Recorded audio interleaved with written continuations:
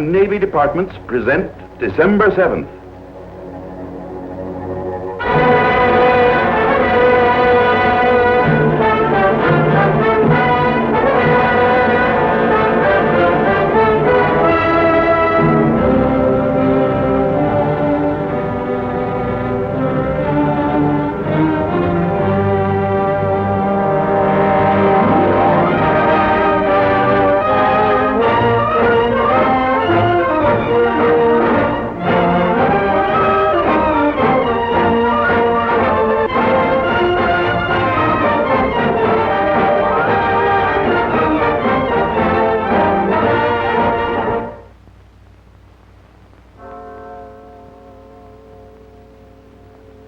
Early Sunday morning on the island of Oahu.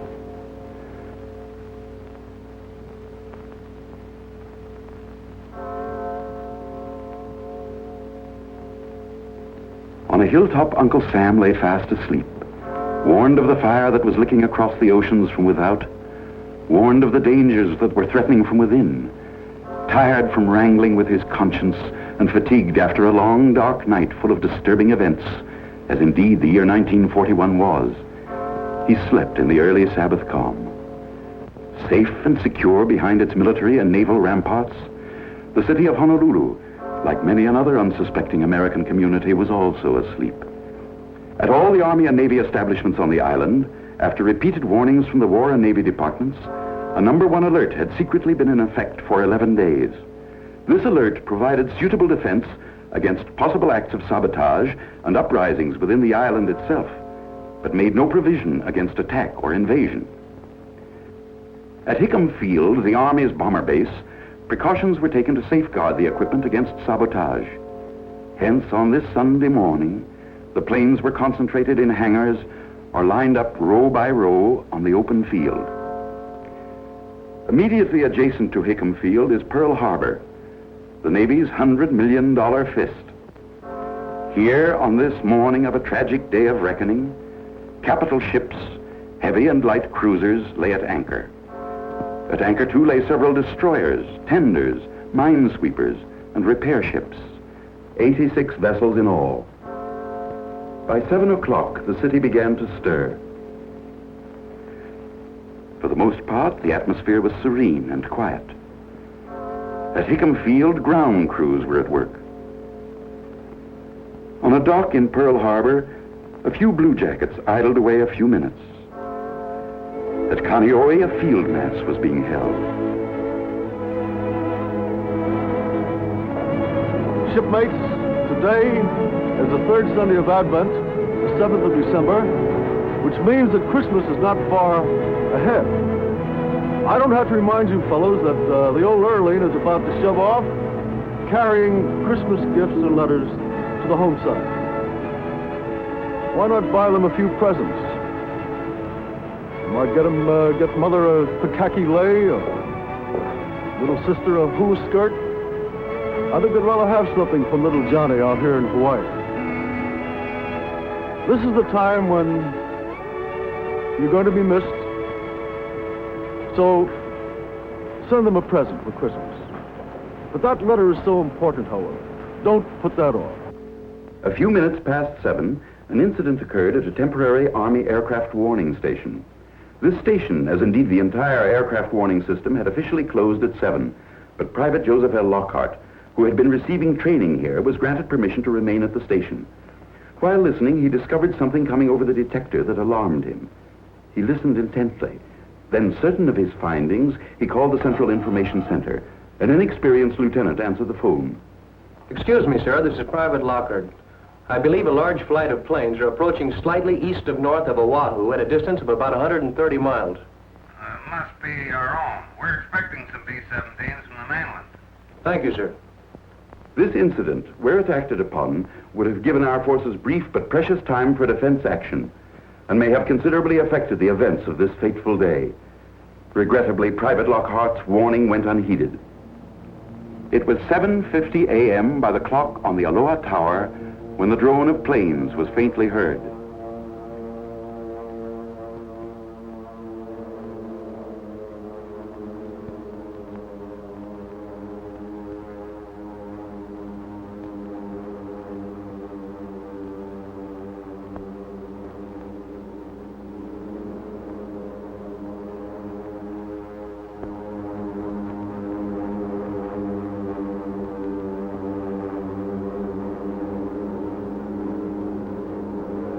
Out of the misty Pacific skies, like tiny locusts, they swarmed in from the sea.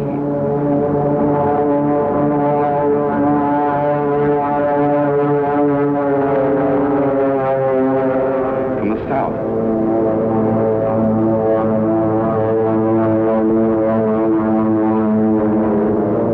From the southeast.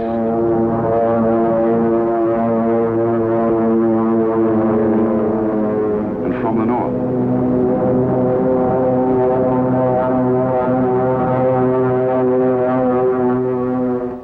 At this very moment, on a quiet Sunday afternoon in Washington, Japan's smooth-talking, grinning envoys, Nomura and Kurusu, were blandly delivering to Mr. Hull a lengthy protestation of Japan's peace intentions. Yes, at this very deceitful moment, about 200 of Japan's messengers of death swooped in over our Pacific paradise. On they came, wave after wave, boldly, fearlessly. They had little to fear. They knew that our task forces were at sea, and they knew their disposition. They knew that no long-distance airplane reconnaissance, no inshore airplane patrol was being maintained. They knew from detailed maps they carried with them the exact location of vital airfields, hangars, and other structures. Each was given a specific objective, and straight toward that objective he came.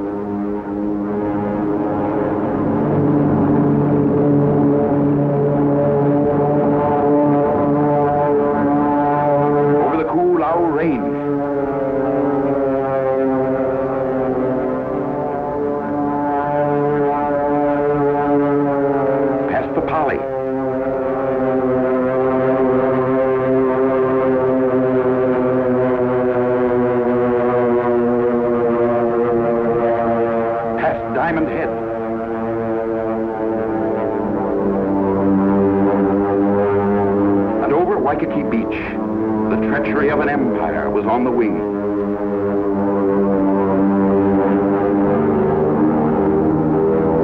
Planned for months with brilliant cunning, favored by our lack of readiness, with the sky and sea all their own, at 7:55 a.m., hell broke loose.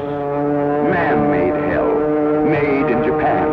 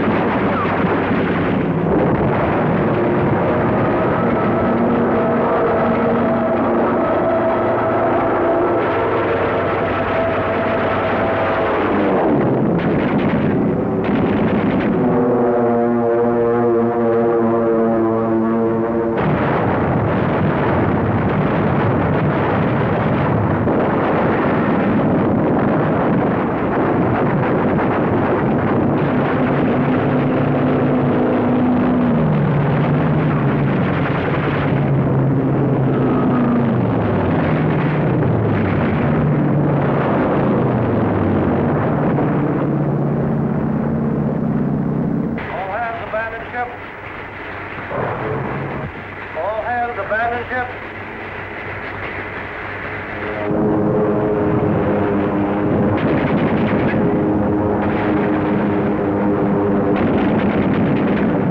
The ferocity of the attack momentarily subsided. In the city, the people, awakened by the bombardment, believed the Army and Navy were staging large-scale maneuvers. Scattered bombs, incendiaries, and machine gun fire had changed their minds.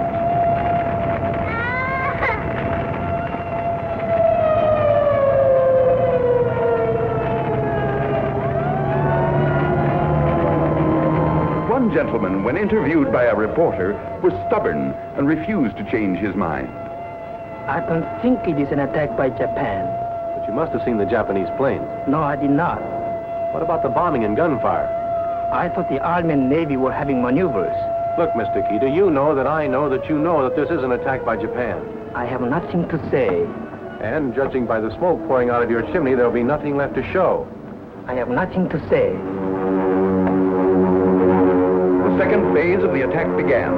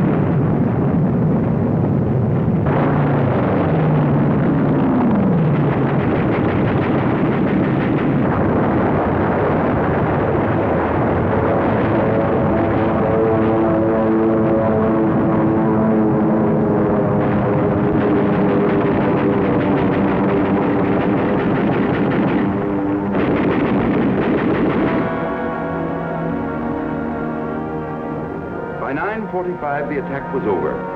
1 hour and 50 minutes of perfidy. The last wave of the invaders was beaten off.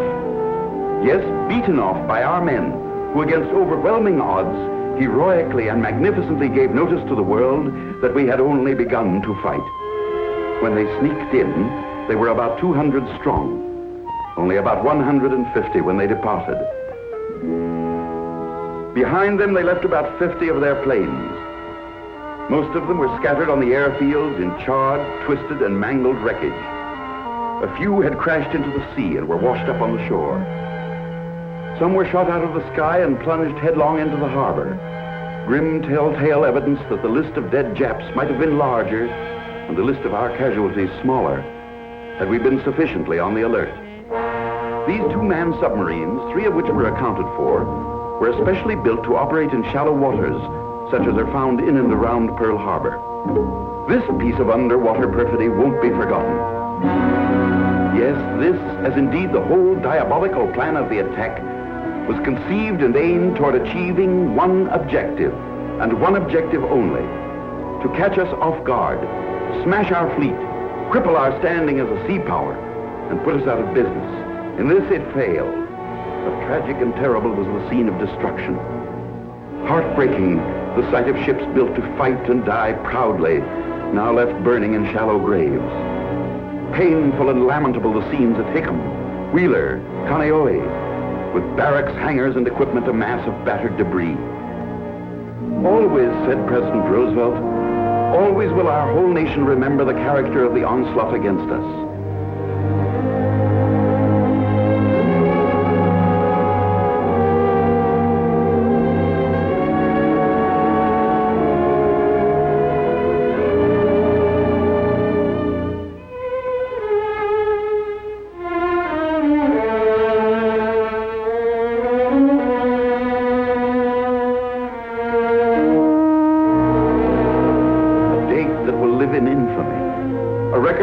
History to read in amazement, in sorrow, in horror and disgust. Those also were President Roosevelt's words. Horror and disgust, amazement and sorrow.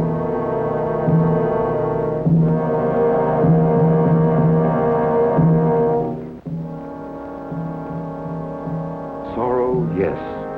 Bitter, grievous, mortifying sorrow. For on this Sabbath day, 2,343 officers and enlisted men of our Army, Navy, and Marine Corps gave their young lives in the service of our country. Who were these young Americans? Let us pause for a few minutes at their hallowed graves and ask a few of them to make themselves known. Who are you, boys? Come on, speak up, some of you. I am Robert R. Kelly, United States Army. I came from Findlay, Ohio. My parents are Mr. and Mrs. James E. Kelly. I am Alfred Aaron Rosenthal, United States Navy. I lived in Brooklyn, New York. My parents are Mr. and Mrs. Henry L. Rosenthal. I am Theodore Stephen Zabel, United States Marine Corps. My hometown is Castalia, Iowa. Those are my parents, Mr. and Mrs. Stephen Zabel. I am Moses Anderson Allen, United States Navy. I lived on a farm in Cove, North Carolina. My mother is Mrs. Abby Allen. I am James Webster Late, United States Navy. I'm from Huntington Park, California. My folks are Mr. and Mrs. William J. Late. I am Antonio S. Tafoya, United States Army. I live just outside of Albuquerque, New Mexico. My father and mother are Mr. and Mrs. Jesus A. Tafoya. I am Lieutenant William R. Schick, United States Army Medical Corps. My home was Chicago, Illinois. My parents are Mr. and Mrs. William H. Schick. My wife's name is Lois. You have a baby now, Lieutenant. He was born 3 months after Pearl Harbor. He's named after you, Billy. And you may be pleased to know he was born on your birthday. Oh, that's swell. Thanks. But tell me one thing, Lieutenant. How does it happen that all of you sound and talk alike? We are all alike. We are all Americans.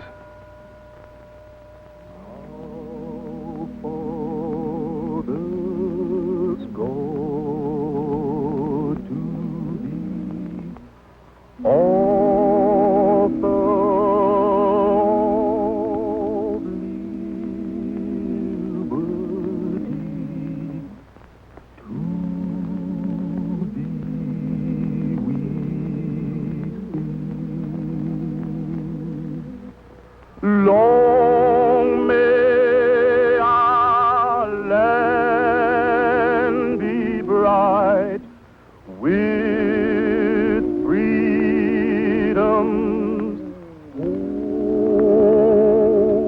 holy light. Protect us by thy might. Great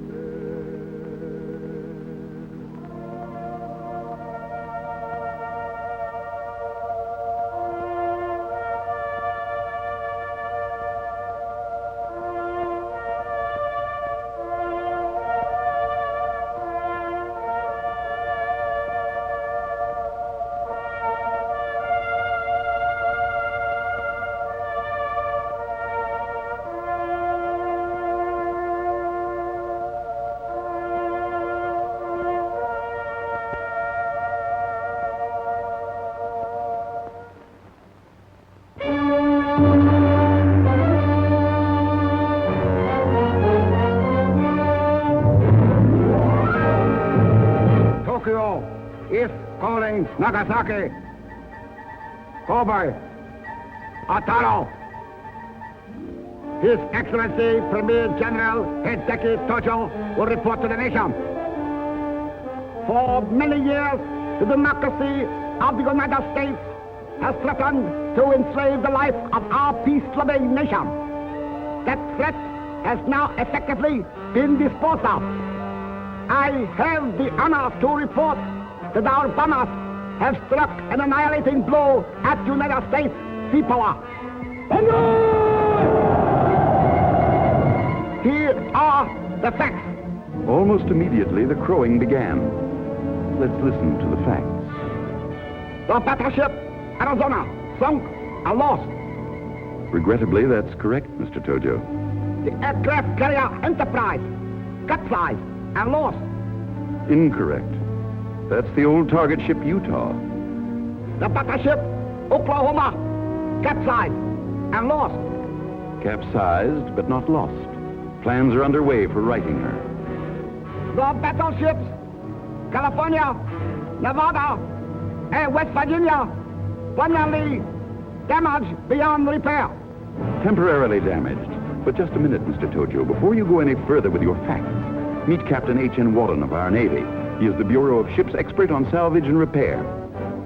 Together with hundreds of civilian technicians, machinists, welders, mechanics, engineers, many of whom were recruited from the mainland and working in complete harmony with Navy personnel, he began a 24-hour, around-the-clock job of salvage and repair that will stand forever as one of the great achievements in maritime history.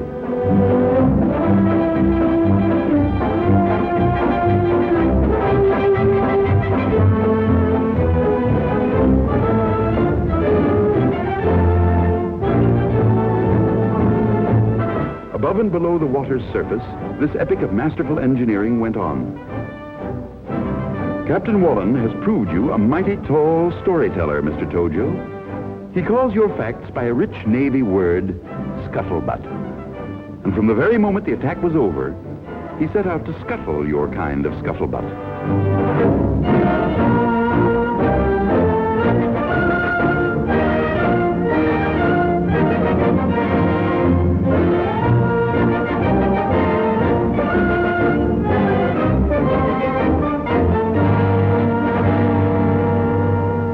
The 23-year-old California, known affectionately to our blue jackets as the prune barge, with her ugly wounds temporarily bound, was refloated and towed to dry dock.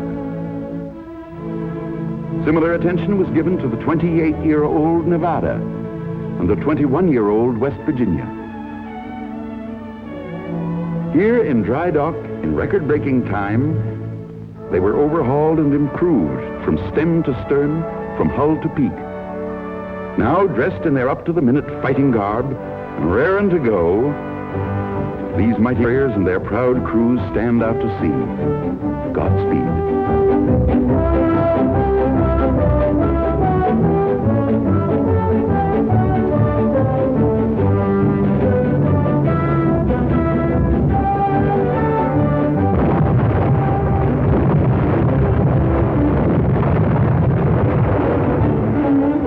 But wait a minute.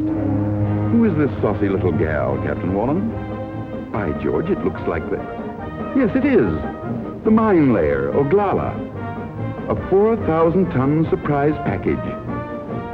Given up and reported as lost, this former Fall River Line passenger ship was righted and refloated. Taken to dry dock, this small, dauntless craft was refitted and repaired. Now, spankin' new, a symbol of the fighting spirit of our men who build and man our ships, this veteran of World War I again takes up her battle station. Godspeed, old girl.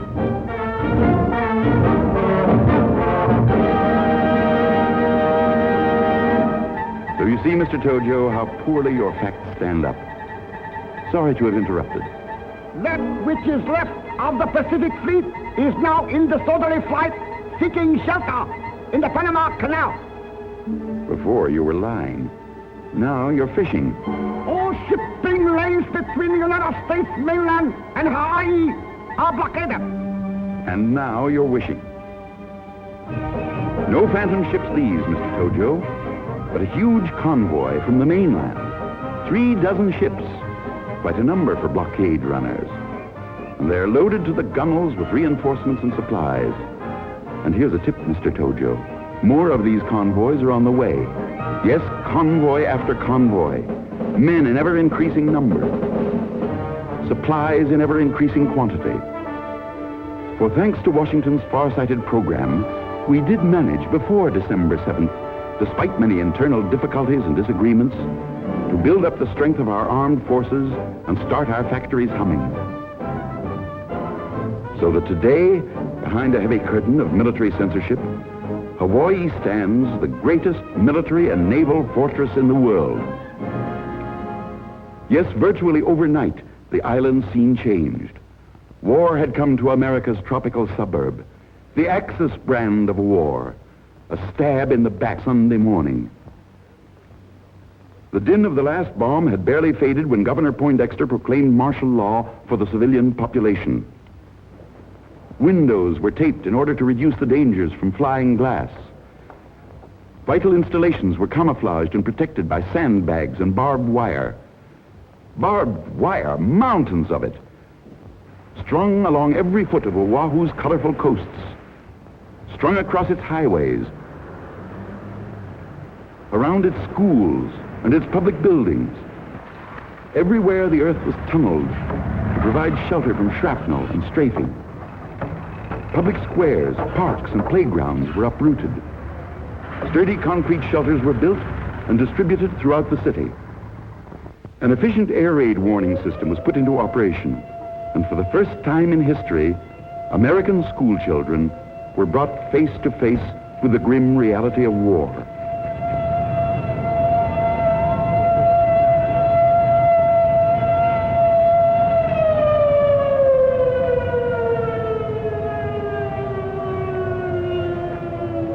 Even tiny little tots, confused and bewildered, were taught to march into zigzag trenches. How difficult to convey to them the why or wherefore of this strange game. Still more difficult to explain the need for these monstrous-looking things. But the fathers and mothers of Hawaii did. For this war is a war of survival, a people's war. Even a little people's war. Yes, your bombs, Mr. Tojo, brought many changes, and in no small measure served to further complicate the already complex life of the Japanese in Hawaii. As though to permanently erase their relationship with the homeland, they wiped out or removed every vestige of the written Japanese word. Closed are the language schools. Empty and boarded up the Shinto temples. Gone the flag of the rising sun. This young American Japanese gave the best illustration that over Hawaii, the rising sun had begun to set.